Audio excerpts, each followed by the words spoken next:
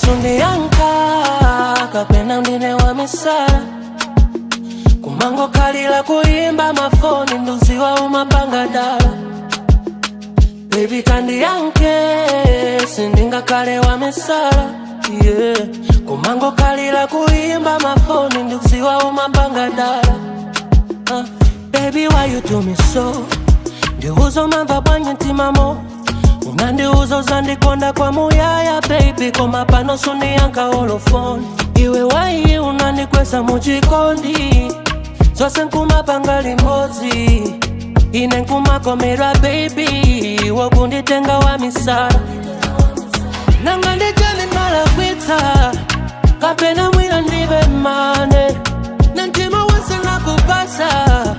Baby you told me that you love me, iuze ngati nendilibe mane mwina that's why unandisiya hane nditalengeza zaiwe ndine baby nekumaoneka wa misala.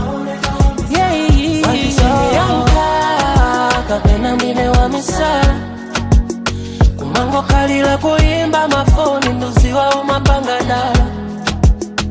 Baby kandi yanke sindinga kale wa misala, yeah. Kumango kalila kuimba mafoni nduzi wa umapanga dala, yeah.